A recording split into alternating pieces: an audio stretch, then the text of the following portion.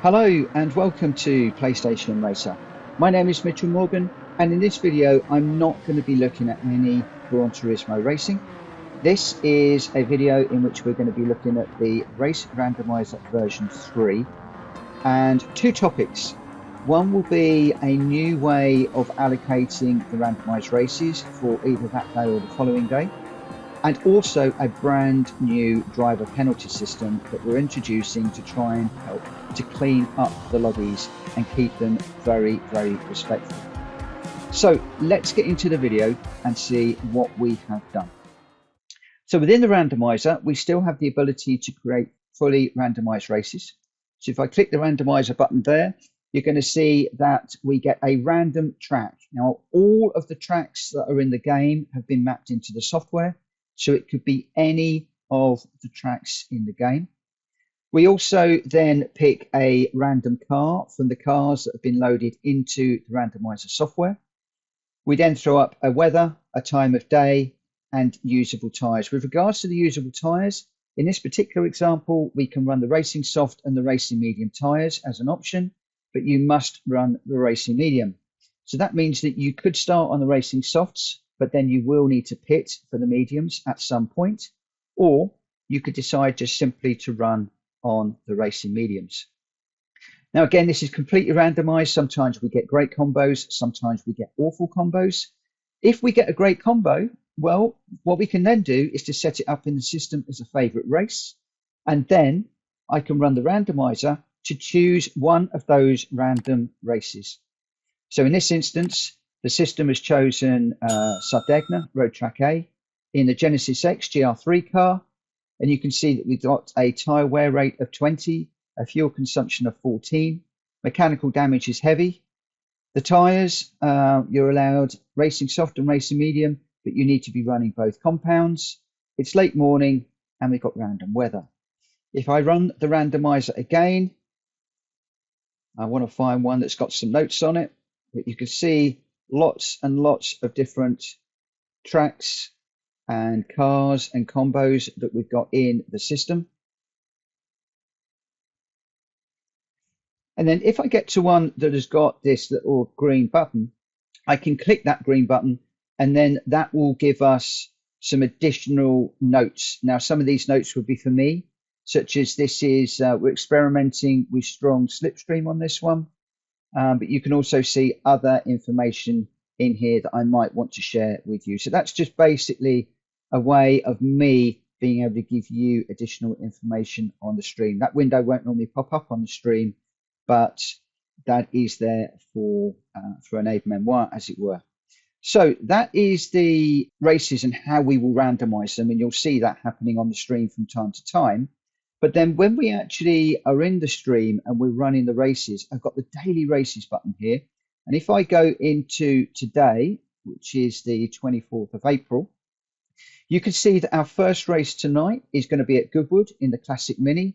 And you've got all of that summary information, which will be displayed on the screen just before we run the race. So everybody can see what track, what car, what tyres, the tyre wear rate, the fuel consumption, and the weather, etc. And I'll leave that normally on the screen for a good minute or two whilst people are configuring their cars and choosing their cars, and then getting out on track for some practice before we do the quali. If I then move across, that will be our second race of the evening. So we're going to be at the Nürburgring 24-hour, a Group 4 car. But again, people will know that they might need to have rain tyres for this particular car. The next race, you can choose the Peugeot VGT, the Ford GT race car, or any Group 3. So it might be that, hey, you know what, I really fancy the Ford GT. Well, the beauty of running this the night before and then having this window available to us is in Discord, I have a channel called PSR Lobby Racing. And every day I am planning ahead of the stream to publish the races and the cars in particular that we'll be using that night. Now, this isn't hard and fast. Things can and do change from time to time, but it will be our intention to run the Mini Cooper 65 to run possibly the Peugeot VGT or the Ford GT race car. These are the options. If you don't have any of these cars, well, for the Daytona road car, you could just grab any old GR3. But if you want to run with this at Goodwood, then really you want to dive out and grab the Mini Cooper if it is available. And most of the cars that are in the randomizer are readily available in the game. There are some that are only available from the used car dealership, like the Mini Cooper, or the Legends, like the Honda vintage race car that we use. But this is where you will be able to see what cars we are planning to run that evening. So that is how we are going to be allocating the races each evening. Now, the second part of this video, I want to get into the penalty system. We've had some issues lately where people have been parking up at the side of the road and invoking yellow flags, which then means that people that are racing can't overtake through those yellow flag parts of the track, which spoils races for people.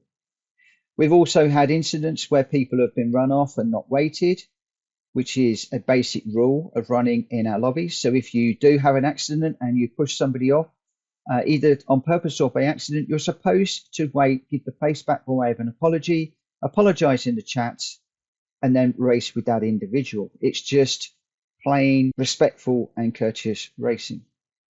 Likewise, in the chat, we want to keep that respectful as well. So what we have in the system is the driver penalties window, and I'll be launching this on the stream from time to time. 2 bits of information on this window. Firstly, you can see all of the drivers that have got current penalty points. And I say current penalty points because obviously we have historical penalty points that will drop off of the system. And at the moment it is mapped in so that every 30 days, the penalty points will basically expire and they'll drop off. So if I have accrued these 2 penalty points more than 30 days ago, they wouldn't show here. So if you've done something by accident and it was just a random thing, don't worry if you had a points penalty awarded to you, because if you're a clean racer, it's going to drop off. You're never going to get a ban. Once you hit 9 points, you will then get a race ban, and the race ban box will be checked. If the race ban box is checked, I will see that when I look at this window at the beginning of every stream. And the plan is that if you log in to the lobby, if you check in to do a race and you're due a race ban, you will be warned and you will be kicked for that evening. So you will not be able to race for that evening by way of a punishment because you hit those 9 points. Now, some people have said that the race ban should be applicable until Monday or for a week. I've decided not to do that because let's say it's Thursday and we decide to impose a race ban on this individual until the following Monday. Well, if that person only races on, let's say, a Tuesday, that ban is never going to have effect. So what I'm doing is the next time a banned racer logs in, they will be kicked. That way the penalty is noted, it's been enforced, the driver has taken some pain, and that is how we're going to run it. Now, I admit that if you don't normally run on a Friday, you could run up your PS5, you could log into the lobby, you could check in for a race, you could get kicked and then close down your PS5 because you weren't going to race anyway. I can't stop that from happening. But again, that individual has had the pain of having to launch their PS5, log into the game, do it when we're racing, etc. So there is pain to be had by doing it that way. With regards to the types of penalties, this is a list of penalties that we've got in the system at the moment. And this list could grow as people do things and we have to take action through a race incident being submitted to the stewards. How do you do that? Well, again, in Discord, we have a stewards public channel where you can submit a racing incident, and in here we will want full details of the incident with documentary evidence, either being a full race replay or onboard footage of your car and the offending car, and also footage of the chase cam of both your car and the offending car. That's assuming that you have been offended against. That way we can see the in-car footage and the external footage, and the stewards can then discuss that and make a decision. And there is a private stewards channel just for the stewards to discuss that.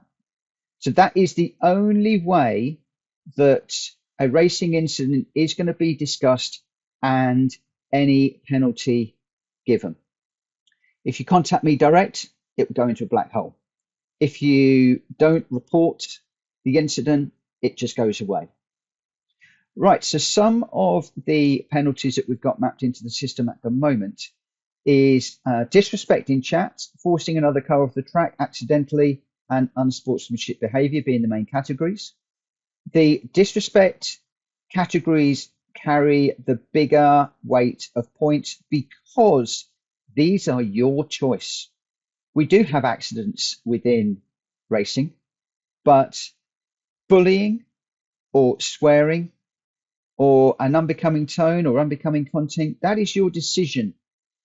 Therefore, it carries a full 5-point penalty. Bullying and swearing is pretty much self-explanatory. An unbecoming tone is if you're getting a little bit aggressive with your tone in the chat, which is something we don't really want. We want to keep this respectful. And unbecoming content are things like political topics, maybe talking about conflicts around the world, wars, news items, things like that, things that are not related to the racing or the community. We want to keep things about the community or the racing. Now, one example that I will just talk about for a second, which was a good thing.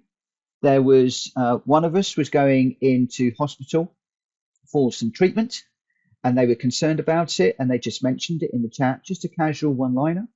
Several people then picked up on that they've been through the same medical procedure, and they shared their experiences. They put the individual's mind at ease. The individual actually came back after the operation, the procedure, and thanked everybody. And that was a very positive thing for the community. So if you are discussing community-related positive things or things relating to the races that we are running, that is great, but we don't want things that are political and other topics. Then we get into forcing another car off the track accidentally. Well, that does happen. I've done it. Genuinely, I have done it many, many times, and I'm trying not to do it. But the penalties will be awarded if you accidentally force another car off the track, but you do not give the place back and there is no chat apology. That's a 2-point penalty.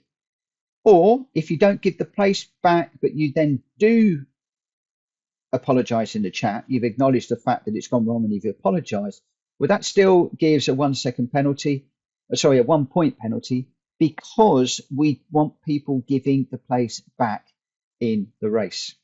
We then got unsportsmanship behavior, so deliberately forcing another car off of the track, forcing another car into the barrier, brake checking another car, doing the old punt and dive where you hit a car and then you dive off the track so that then the game thinks that you forced that car off the track. And the penalty is then awarded in the game to the wrong car. You then got unsportsmanship behavior, so forcing an overtake under a yellow flag. So you're in a yellow flag situation with a car behind you, you pull to the side, hit the brakes, the other car goes by, and they get an overtaking under yellow. It's not a nice penalty, that one, and we don't want that happening. And then the contentious one, quitting or rage quitting during a race. A number of us do this when we have been punted off. We get angry and we rage quit, or we'll get into a first corner incident and we come out the corner last and we just bail out. We want to stop this for 2 reasons. One, let's say we're going into the first corner We miss our braking points, we go off and we come out the corner last. Well, there's no point in us racing, so we rage quit. Well, there are people very often now in my lobbies that are sitting waiting to race. And those people are sitting there watching you go up to the first corner, spin off, rage quit, and they're thinking, hey, I could be racing now. You've taken a place. And it's really annoying for those people that want to race where people are rage quitting. The other one is where you have been bumped off of the track and your race is ruined and you decide to rage quit. In the meantime, the person that accidentally pushed you off has pulled over at a convenient place to let you by, and then they're going to race with you, and you never turn up. Well, their race is over as well. Now, you could argue that is a consequence of being pushed off, revenge, if you will, but that isn't respectful, and that's not what we want to see happening in our lobbies. We want you to get back on the track, to continue racing, and to race with that individual. You might not want to, but those are the rules of our lobbies. There is a call at the moment for rage quitters to be banned immediately, so they will be kicked immediately from the channel.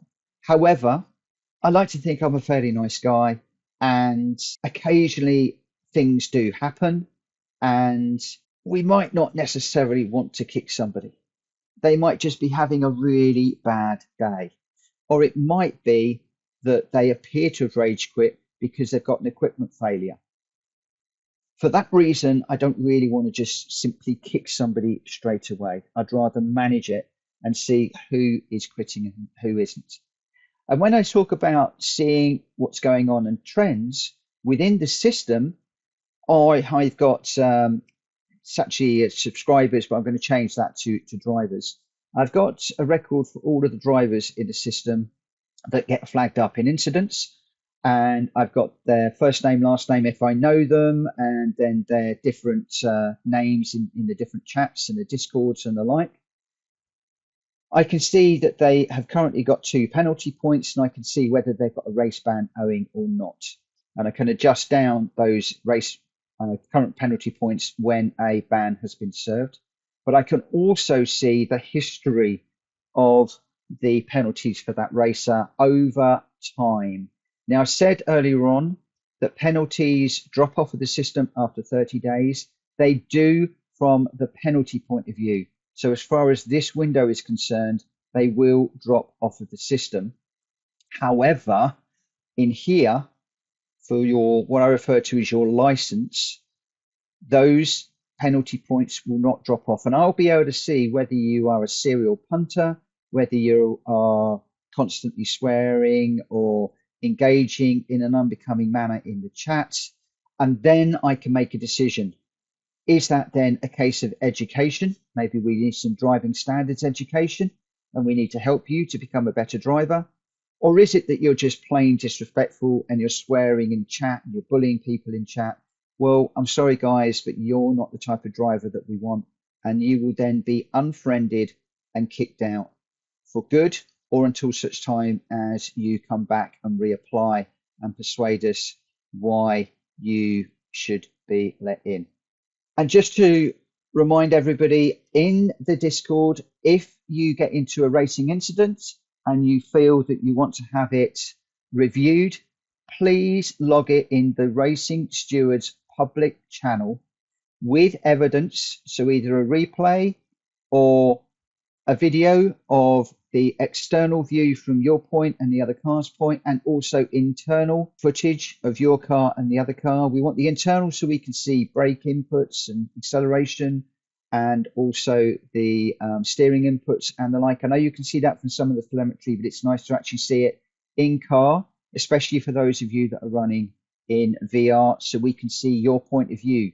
Could you see that car there? Should you have known that car was there? Was the radar on? There's all these sorts of things that we talk about. Only incidents that are submitted to the stewards public channel will be reviewed by the stewards. If you send an incident direct to me, it will go into a black hole and it will be ignored. If you send it direct to anybody else, the same thing is going to happen. It will be unofficial. Yes, those people might give you their viewpoint, but only those cases that are submitted to the Stewards Public channel in Discord will find their way into the randomizer and become an official thing.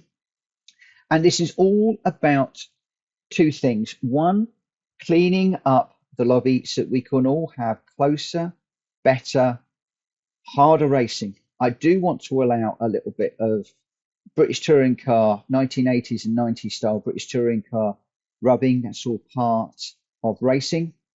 But if you do push somebody off or cause somebody an incident where it ruins their race, we do want people to acknowledge that, and we want to manage that through the system. We want to keep both the racing and the chat respectful, and this is how we are going about it. So I'll be talking a little bit more about this on the stream over the next few days, and we are hoping to have this fully implemented from Monday, the 29th of April, when the points will begin to be awarded. So those are the changes. I hope that they're going to be positive and it's going to benefit everybody. I welcome your feedback in the chat for this video, and I will see you on another video coming very, very soon. For now, take care. Bye-bye.